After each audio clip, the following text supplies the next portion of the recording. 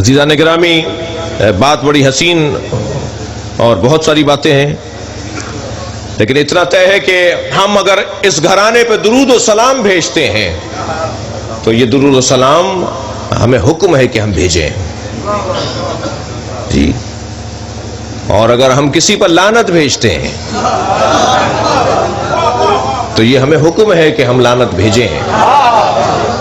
یہ جوان مجھے نظر آ رہا ہے کہ پڑھے لکھے جوان ہیں، آپ ایک سائٹ جا کر کھولیے www ریبورن اہل بیت، اہل بیت کے نئے چاہنے والے، نئے بچے، اہل بیت کے نئے چاہنے والے، اس میں 1000 سے زیادہ جو میری اپنی معلومات ہے وہ غیر مسلم ہیں جو شیعہ ہوا ہے۔ انہوں نے اپنے احساسات، اپنے جذبات ڈالے ہیں کہ جی ہم شیعہ کیوں ہوئے ہیں۔ ان میں سے ایک شیعہ نے لکھا، ایک غیر مسلم جو شیعہ ہوا ہے اس نے لکھا کہ میں قرآن کی یہ آیات پڑھ رہا تھا کہ جس میں اللہ کہتا ہے کہ اللہ، رسول اور مومنین لعنت بھیجتے ہیں ظالموں پر، تو میں نے مسلمانوں کے فرقوں کو ڈھونڈنا شروع کیا کہ لعنت کون بھیجتا ہے۔ تو میں جس فرقے کے پاس گیا اس نے کہا جی لعنت نہیں بھیجتے ہم سب کو مانتے ہیں، ہم کسی پہ لعنت نہیں بھیجتے۔ تو میں ڈھونڈ رہا تھا کہ کوئی ضرور ہے جو لعنت بھیجتا ہے۔ بھائی قرآن کہہ رہا ہے نا کہ مومنین لعنت بھیجتے ہیں کچھ لوگوں پر، تو وہ کون لوگ ہیں جو لعنت بھیجتے ہیں؟ کہنے لگے مجھے ایک فرقہ ملا، ایک گروہ ملا جنہیں شیعہ کہتے ہیں۔ جب ہم نے ان سے پوچھا کہ آپ کے یہاں لعنت بھیجی جاتی ہے، انہوں نے کہا ہمارے یہاں درود بھی بھیجا جاتا ہے، ہمارے یہاں لعنت بھی بھیجا جاتی ہے۔ تو میں نے پوچھا کس پہ لعنت بھیجی جاتی ہے؟ کہنے لگے نام نہیں بتائیں گے اس لیے کہ ہماری عبادت محدود ہو جائے گی۔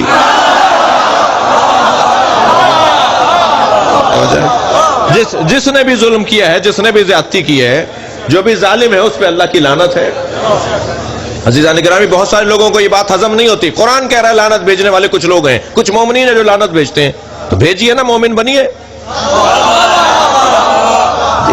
توجہ ہے، میں حرم جا رہا تھا، حرم سے اپنے ہوٹل جا رہا تھا، میں نے بھی بیان کیا، تو 2 مصری برابر سے گزرے، کہنے لگے یہ شیعہ، یہ ایرانی شیعہ ہے۔ تو میں کیونکہ اسی حلیے میں تھا تو جذبہ حب الوطنی پھڑکنے لگا، میں نے کہا بھائی میں ایرانی تو ہوں نہیں۔ تو میں نے ان کو مڑ کے دیکھا، میں نے کہا جی میں پاکستانی ہوں۔ کہنے لگے پاکستان میں شیعہ رہتے ہیں؟ میں نے کہا پاکستان کے بینکوں کا ریکارڈ اٹھا کے دیکھو گے تو اکثریت میں شیعہ رہتے ہیں۔ سمجھے؟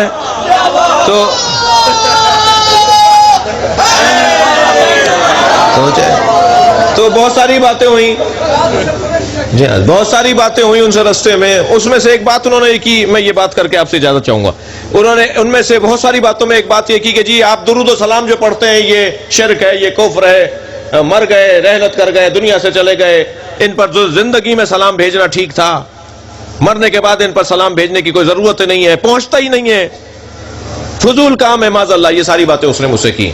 میں نے کہا جی اسے کیسے سمجھاؤں کہ پہنچتا ہے، مگر وہ مان ہی نہیں رہا تھا۔ تو میں نے کہا اچھا اتنا بتائیے آپ کے دادا زندہ ہیں؟ کہنے لگے نہیں، ان کا انتقال ہو گیا۔ میں نے کہا آپ کے دادا پہ اللہ کی لعنت ہو۔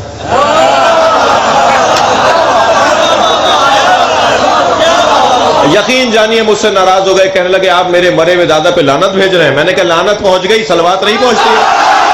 مجھے تو ایسا لگتا ہے کہ بعض افراد لعنت روکنے کے لیے درود روک رہے ہیں۔ زندہ قوم بنو بھائی، بیدار لوگ بن کر دکھاؤ، سمجھدار لوگ بن کر دکھاؤ۔ یہ کیا بات ہوئی کہ درود و سلام بھیجیں گے مگر لعنت نہیں بھیجیں گے؟ مرد ہو تو برے کو برا کہہ کر دکھاؤ۔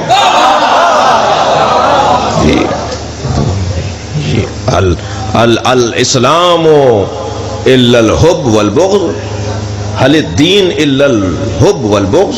دین کا خلاصہ ہی بغض اور حب ہے۔ ہو نہیں سکتا کوئی دیندار ہو اور وہ محبت نہ کرتا ہو اور نفرت نہ کرتا ہو۔ صرف محبت نہیں چلے گی، ہم بھی مانتے ہیں، ہم بھی مانتے نہیں ہیں، اہل بیت کے دشمنوں سے نفرت بھی کرنا پڑے گی، تب جا کر معیار مکمل ہوگا۔